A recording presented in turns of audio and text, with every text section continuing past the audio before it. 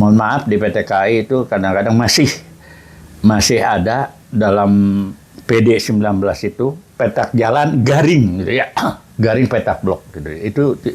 Itu beda gitu ya.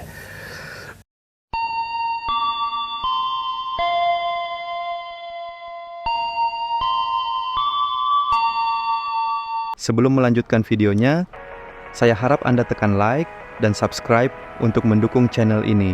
Dan semoga Anda yang menonton sampai akhir dimudahkan rezekinya.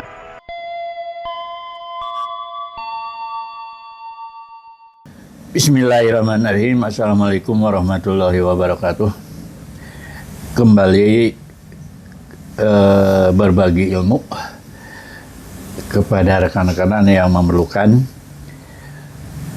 Semoga rekan-rekan selalu berbahagia, sehat selalu. Izinkan saya mengomongkan ini jenis hubungan blok otomatik terbuka.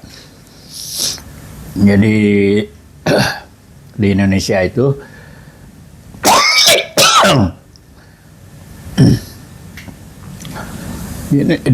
ini jenis hubungan blok atau fasilitas operasi dari jenis sinyal Alkmaar, Krian, kemudian Siemens gitu ya. Kemudian mulai tahun 93 itu ada sinyal otomatik ya. Nah, sinyal otomatik ini dulu gitu ya, mulai tahun 91 sudah dipasang, selesai tahun 93 kalau nggak salah, khusus di Jabodetabek.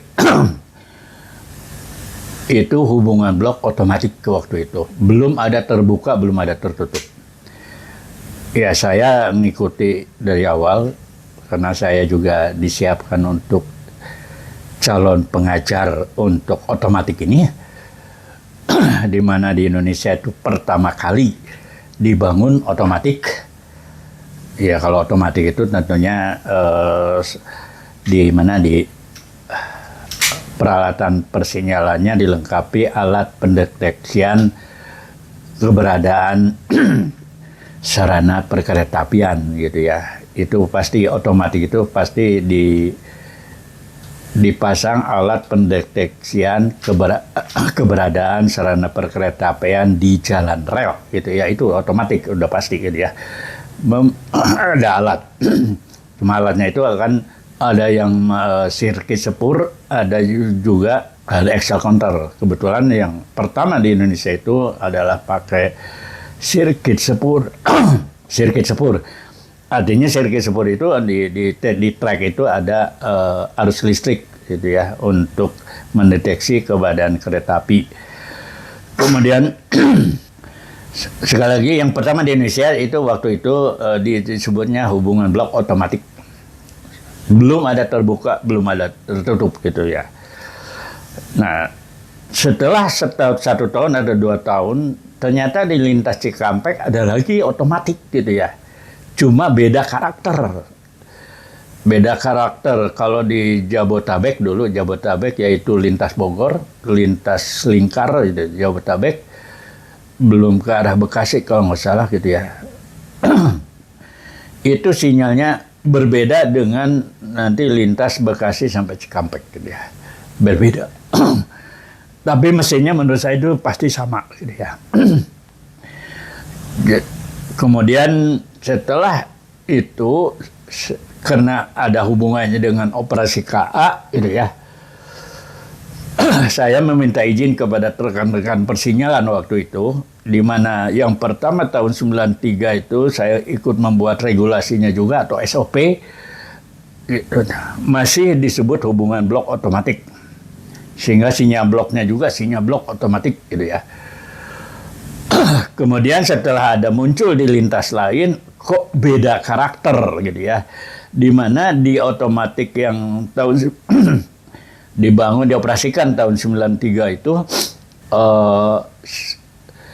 antara sinyal keluar sampai sinyal masuk stasiun sebelahnya dipasang sinyal blok banyak sekali, rata-rata kurang dari 1 kilometer gitu ya.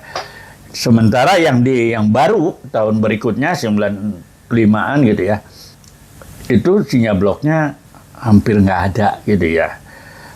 Nanti belajar atau apa namanya, kapan suatu di petak blok 1, yaitu petak blok 1 antara sinyal keluar dengan sinyal masuk stasiun sebelahnya, kapan harus dipasang sinyal blok, nanti ada perhitungannya ya.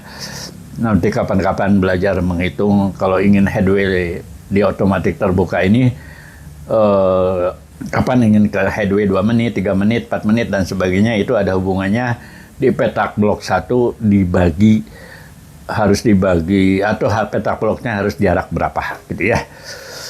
Kemudian di otomatik itu sudah tidak ada lagi minta aman, memberi aman, warta lepas, warta masuk, itu nggak ada. Karena sudah di handle oleh alat pendeteksian keberadaan kereta api. Selama petak blok kosong, silahkan masuk gitu ya. Itu otomatis. Tidak ada warta masuk.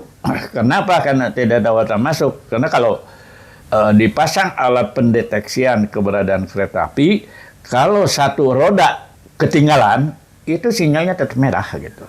Satu roda itu tetap merah. Karena itu rel yang bersebelahan itu kan rel itu 2 gitu ya. Itu kalau dihubung singkat dengan banjir atau dengan kabel, apalagi dengan roda, itu pasti sinyalnya akan merah. Artinya petak blok itu yang ada sarana perkeretaapian, ada kereta api, itu dilindungi oleh sinyal di belakangnya merah pasti. Siapa yang memerahkan? Ya roda itu sendiri gitu ya. Jadi kereta api itu melindungi diri sendiri gitu ya. Itu kira-kira otomatis itu dengan berbeda dengan manual gitu ya. Manual, kalau manual itu untuk kosong petak blok 1 itu, petak blok 1 antara sinyal keluar dengan sinyal masuk itu, kereta api masuk harus yakin semboyan airan ada gitu ya. Baru dikatakan petak blok 1 kosong gitu ya. Tapi kalau sudah otomatis, lihat aja nanti di layar monitor udah clear. Kalau udah clear, ngapain harus menunjuk semboyan 21 gitu. Menunjuk sebetulnya buat apa? Toh di layar monitor tidak ada yang ketinggalan. Ini otomatis, maka setelah tahun 94-95 lah, saya dengan teman-teman persinyalan itu minta izin bahwa untuk yang dioperasikan tahun 93 khusus di Jabodetabek itu disebut otomatis terbuka. Sementara untuk lintas non komuter itu disebut otomatis tertutup. Sekarang waktu itu alasannya apa sih terbuka? Saya berpola pikir bahwa kalau KA komuter itu sudah bisa 2 menit sekali seperti di Jepang gitu ya, sangat tidak manusiawi kalau PPKA itu membentuk rute untuk setiap kereta api 2 menit itu selalu menekan tombol untuk route setting. Kemudian untuk arah lawan juga sama. Berarti kalau headway sudah 2 menit di jam sibuk, berarti rata-rata 1 menit gitu ya untuk melayani sinyal gitu.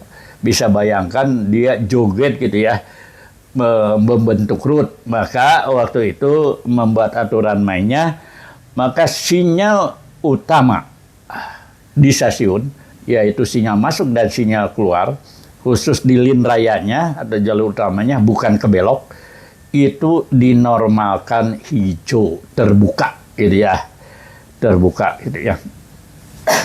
Jadi selama dia itu di lintas utama gitu ya, bukan ke jalur belok, itu aspek normal sinyal masuk maupun sinyal keluar ada hijau. Kemudian nanti di otomatis tertutup beda. Jadi semua sinyal masuk dan sinyal keluar itu aspek normalnya tertutup atau merah gitu ya. Itu kira-kira pola pikirnya.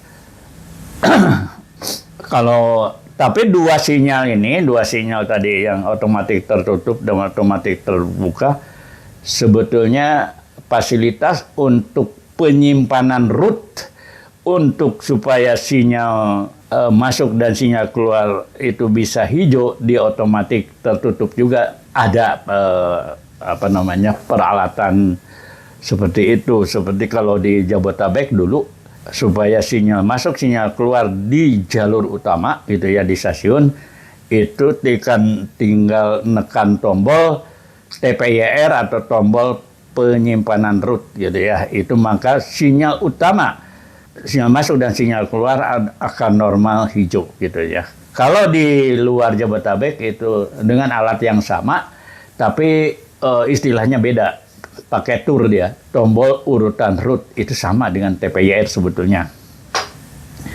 Kemudian kalau ciri khasnya gitu ya, kalau ciri khasnya otomatis ini akan kalau di sinyal ada otomatis itu ada fixed block, ada moving block gitu ya. Nah, ini kita di fixed block. Kalau di fixed block itu pasti ada peraga sinyal. Jadi kalau fixed block itu peraga sinyal ada di sebelah kanan yang dilihat oleh masinis ada. Kemudian selama petak blok kosong bisa masuk gitu ya. Semua sinyal menggunakan sinyal cahaya warna. Sinyal keluar selalu 3 aspek. Nanti di sinyal di otomatis tertutup 2 aspek. Nanti kita bahas untuk pertemuan yang akan datang mengenai otomatis tertutup. Kenapa 2 aspek? Karena sekarang sinyal keluar selalu 3 aspek. Kenapa 3 aspek? Karena petak bloknya untuk sinyal blok berikutnya di petak blok 1 itu kan petak blok 1 gitu ya. Antara sinyal keluar dengan sinyal masuk gitu ya. Itu dibagi beberapa petak blok.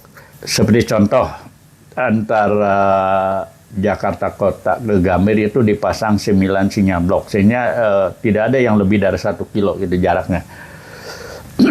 Jadi yang dibagi itu yang dipecah itu bukan petak jalan ya. Jadi yang dibagi itu adalah petak blok 1. Contohlah Jakarta Gambir itu kalau petak jalan itu umpamanya 6 km gitu ya. Tapi kalau petak blok itu umpamanya 5 km. Petak blok 1.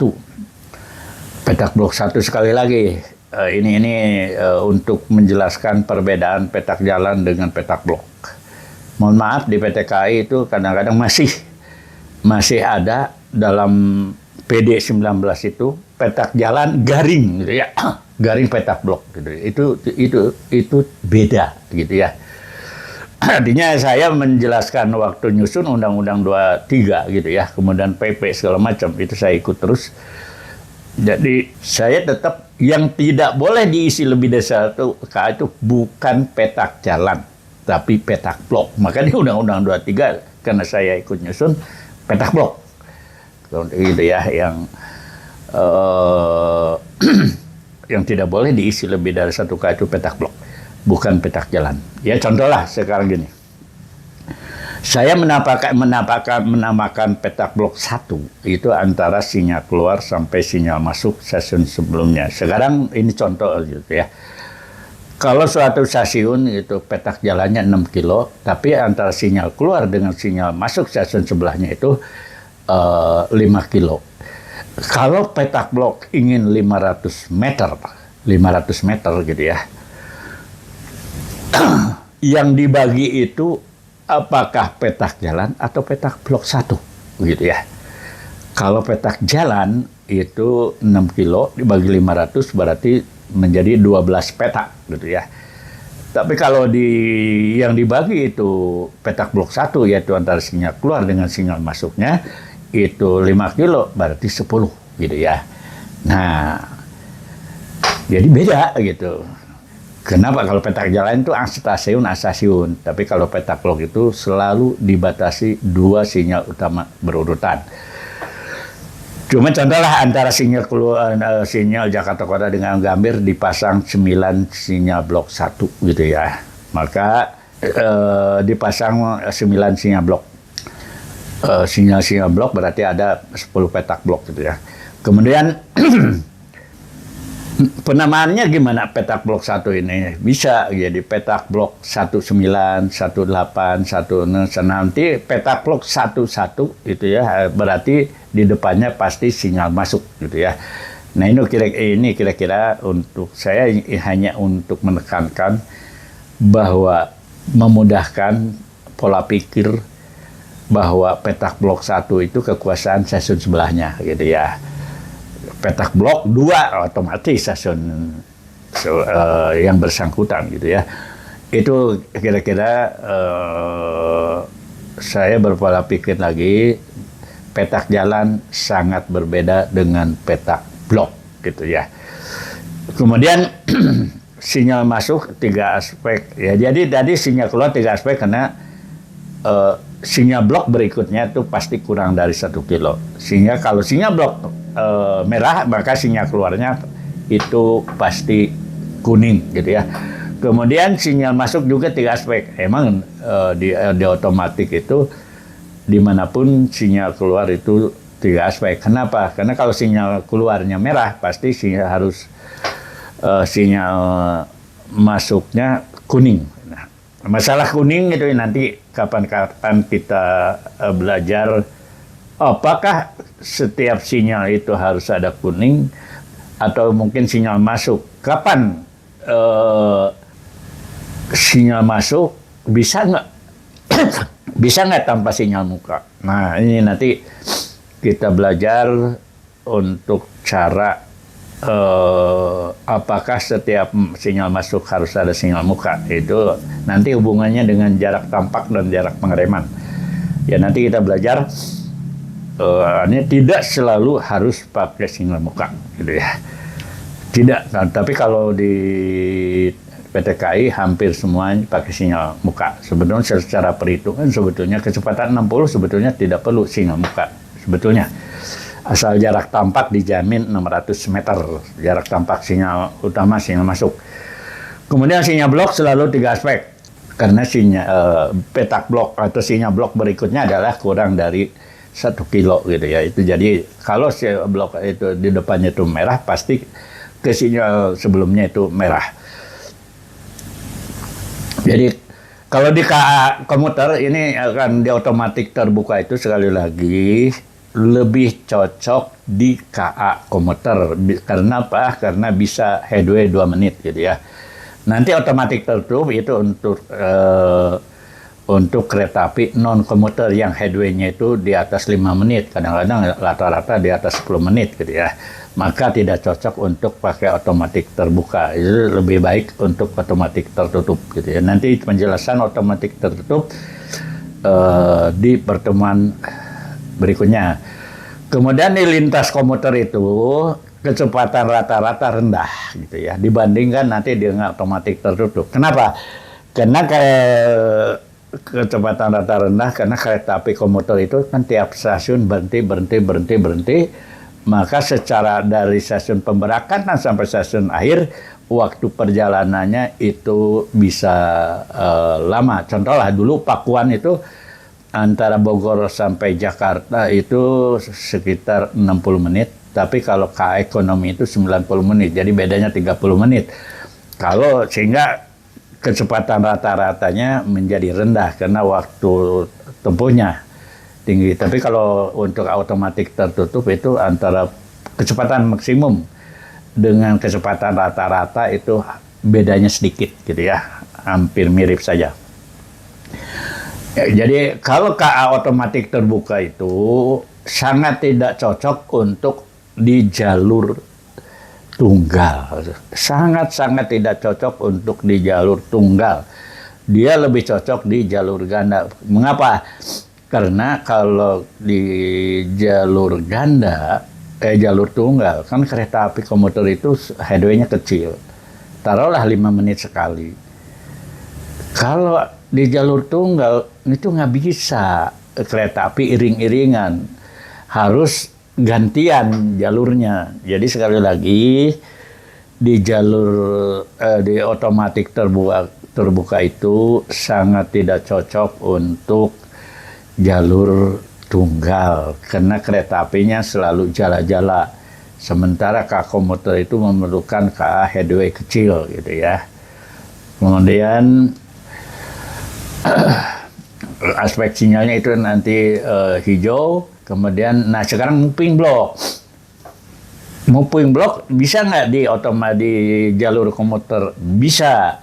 Jadi kalau moving block itu kan bloknya moving, bergerak gitu. Tidak fixed block. Fixed block kan ada sinyal keluar, sinyal masuk, ada sinyal blok dan sebagainya. Tapi kalau moving block itu bloknya berubah gitu ya, bergerak gitu ya. Kecuali dipatok di stasiun itu udah dipatok gitu ya. Nanti di luar stasiun menyesuaikan. Jadi moving block itu peraga sinyal di lapangan tidak ada. Yang ada itu hanya di kabin masinis itu. Jadi sama lah kalau di KA komuter itu kecepatan rata-rata rendah walaupun pakai moving block. Jadi indikasi sinyal ada di kabin masinis gitu ya. Aman tidak aman atau harus ngerem dan sebagainya. Jadi masinis hanya memperhatikan sinyal di kabin.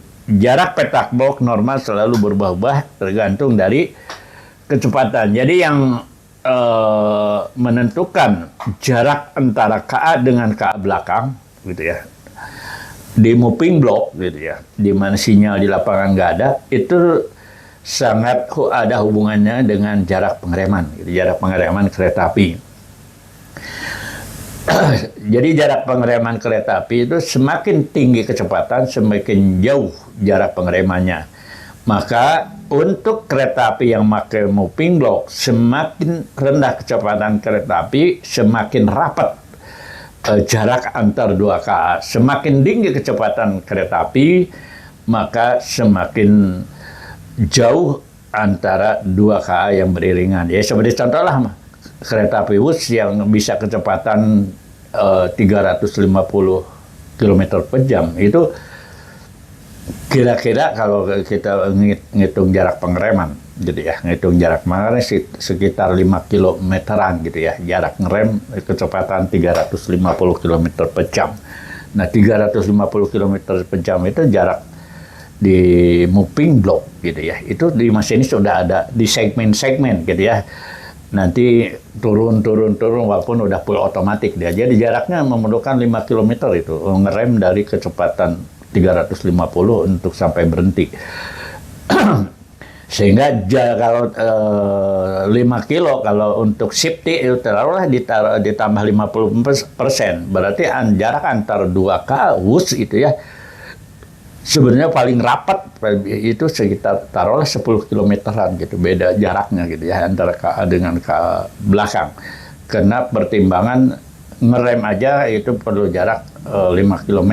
Ya udah safety-nya 5 km lagi berarti 10 kilo lah kira-kira gitu ya. Jadi kalau ternyata umpamanya di KA muka itu agak pelan gitu ya, di moving block, maka kalau kurang dari jarak petak blok normal, maka sinyal akan menjadi indikasi hati-hati. Artinya gini, sudah dihitung bahwa jarak minimal antara KA muka dengan KA belakang itu di KA komuter itu dihitung umpamanya 1,5 kilo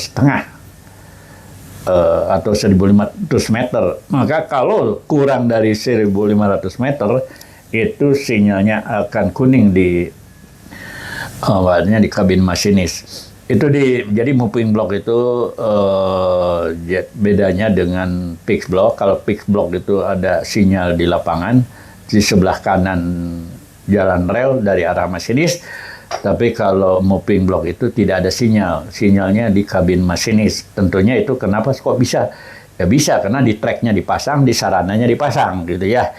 Itu ada hubungannya sehingga antara KA depan dengan KA belakang juga itu ada hubungannya karena di track itu dipasang balis gitu ya untuk supaya mendeteksi KA muka gitu ya. Saya untuk singkat mungkin itu aja dulu gitu ya. Mudah-mudahan bermanfaat, terutama otomatik terbuka. Sekali lagi otomatik terbuka sangat cocok untuk di KA komuter dan tidak cocok untuk KA di jalur tunggal itu harus dihindari karena biaya itu sangat mahal. Semakin banyak petak blok, semakin banyak route setting itu di persinyalan elektrik itu harganya sangat-sangat mahal sekali gitu ya. Maka pemasangan pun harus seefisien mungkin. Sekian dan terima kasih, mudah-mudahan bermanfaat dan mudah-mudahan semua sehat dan terima kasih. Wassalamualaikum warahmatullahi wabarakatuh.